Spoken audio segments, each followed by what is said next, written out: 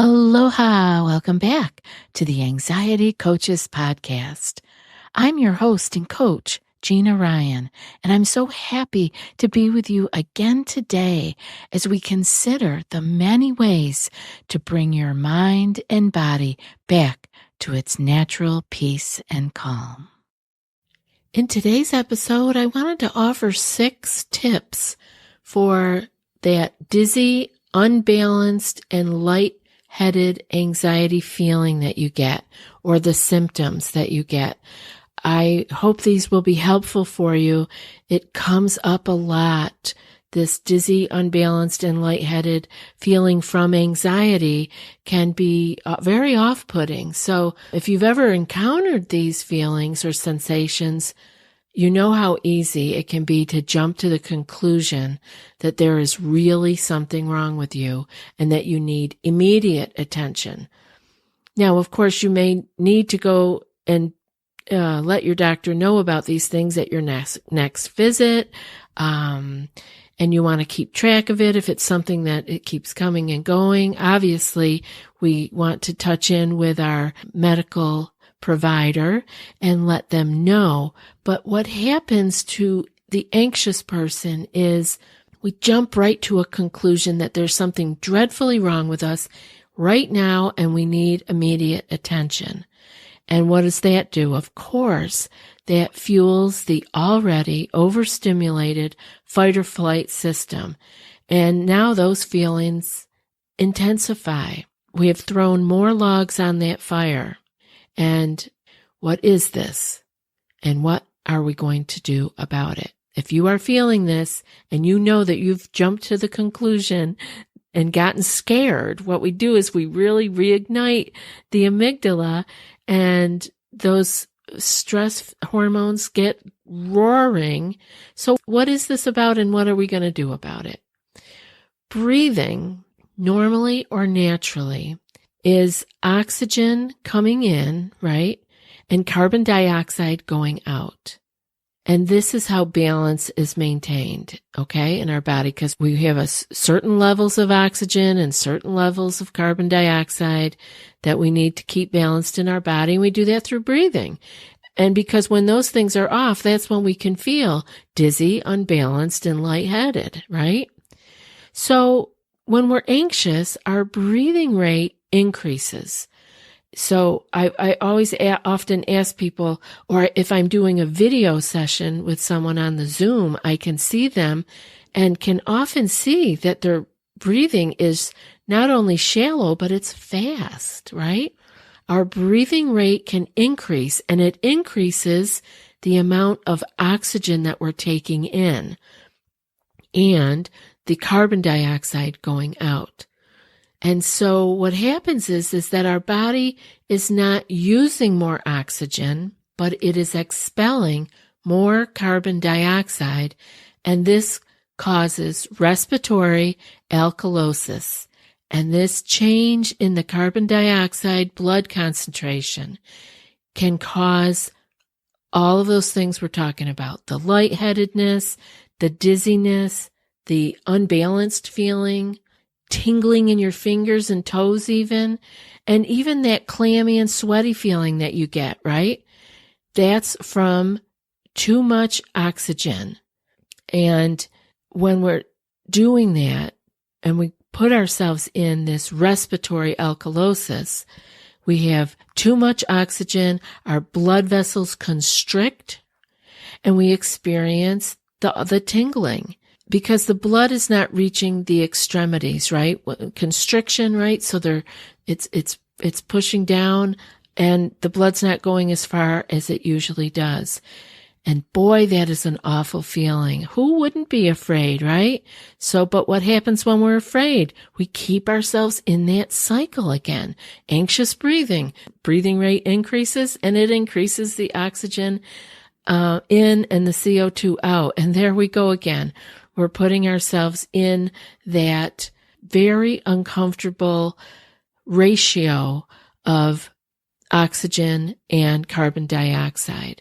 And people are often fearful that they're going to faint. That's that feeling, right? Yet anxious states cause a rise in your blood pressure. I want you to remember this. When you're anxious, your blood pressure goes up. Think about it. When people who have white coat syndrome, right? They're anxious about going to the doctor and having their blood pressure taken. And their blood pressure's sky high in the doctor's office because they're anxious. So remember that. You think you're going to faint, but anxiety causes a rise in your blood pressure, not a drop. And when does fainting happen? When your blood pressure drops.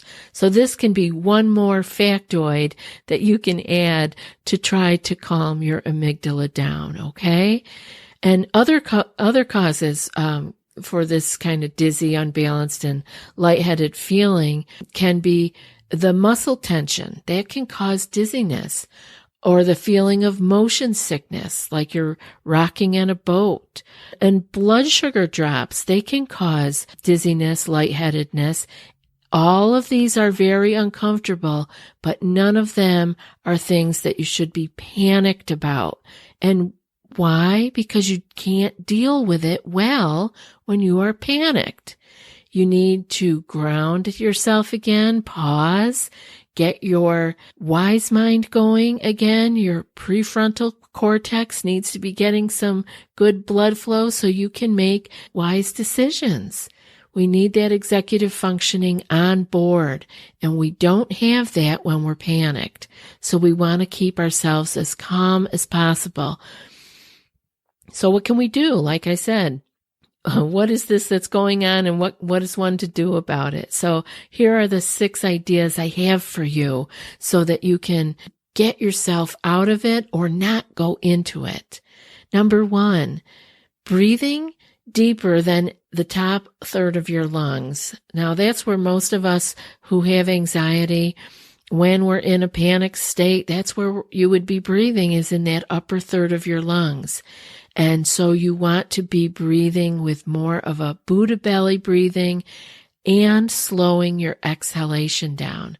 Because when you slow down your exhale, this allows regulation of the oxygen and the carbon dioxide levels that I talked about earlier, and it stimulates the vagus nerve. So all that in number 1. Now you know why I talk about the breathing so much, because it is so important to be able to keep yourself in a good state and keep yourself out of these horrible, uncomfortable symptoms and sensations of being dizzy and lightheaded. The second one I have for you is to get more active. By using up the excess oxygen that you've been taking in, you will start to feel better. So that means, like, even if it's just a fast walk, you know, you don't have to go for a jog. You can walk, you can do some squats, you can do some calisthenics, whatever, but get more active and use up that excess oxygen. The third one is meditation.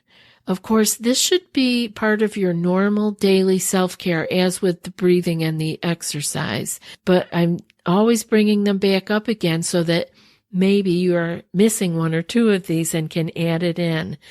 You know, meditation is like exercise for your mind. Sitting on your meditation chair or cushion is like going to the gym. Just go and sit there. Just like when you go to the gym or you go for your walk. Sometimes I think, oh, it's too cold, I don't want to walk, or it's too rainy. But once I get 5 or 10 minutes in, I just want to keep going. Feels so good. Same thing with meditation. Sit down and get those first few minutes in. It's like exercise for your mind. And you'll want to keep going after those first few minutes. Now, the fourth one is to generally reduce your overall anxiety. When you do this, when you begin to calm your nervous system and reduce the triggering of your amygdala so easily, the sensations and the symptoms that you've been experiencing, like the dizziness and lightheadedness and tingling, those will begin to dissipate as you begin to get calm again, once you come back into your natural state of calm. The fifth one I have is, I want you to listen to episode 212. That is all on hyperventilation and shortness of breath with anxiety. So listen to the entire episode for really understanding and having some ideas of what you can do for your hyperventilation and shortness of breath. That's episode 212. And then the sixth one that I have for you is to listen to episode 218. And this one is entitled, Is Your Anxiety Triggered by Blood Sugar Crashes? And I really think that's an important one to listen to, because the feeling of blood sugar crashes, and again, that's episode number 218, blood sugar crashes are feeling exactly like an anxiety going into panic attack. All of the symptoms and sensations are identical and very easily confused. And if you can control your blood sugar, which we can all do by our diet and by understanding when we need to eat by our own person. Everybody is different, and what foods work with us, what ones trigger us to have high blood sugar and then crashes. Remember, the higher your blood sugar goes, the lower it will crash. The point of blood sugar is to be on even keel, but it can't be like that all the time, because when we ingest food, the blood sugar is going to rise. Now, the height that it rises to, or the speed that it rises, is determined by the types of foods that you eat. So quite obviously, high sugar foods are going to raise your blood sugar quickly and cause you to have just a dramatic crash. And that could be, those kind of blood sugar crashes could very well be the reason that you are feeling these symptoms and sensations. And you would feel dizzy. You can feel unbalanced, lightheaded, tingly, the whole thing. You can feel like you're going to faint. So pay attention to that. It's one of the things we can really do for ourselves, along with our breathing, along with getting more active and having regular exercise in our life, by taking time every day to do meditation. And all of those things will help to generally reduce our anxiety. And as we calm down, these symptoms and sensations disappear. Quite often people ask me they want to get rid of a very specific sensation or symptom.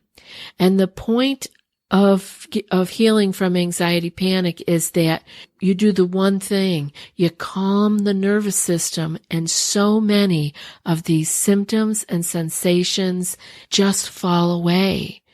People will be working on one thing and come back and tell me that 4 other things disappeared, right?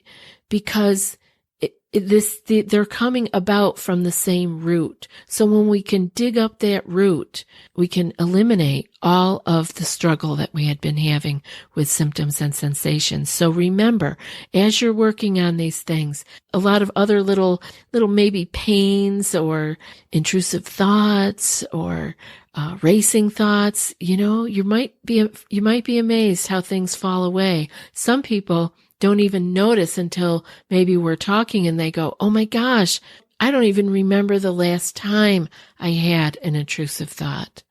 Now, it really does happen like that because it's slow. It's inch by inch, and you can do it. If anybody else could do it, you can do it too. So, number 1, don't give up. Keep going. I'm so glad I got to spend a few moments with you today, and I hope this show was helpful for you. And now for today's quote.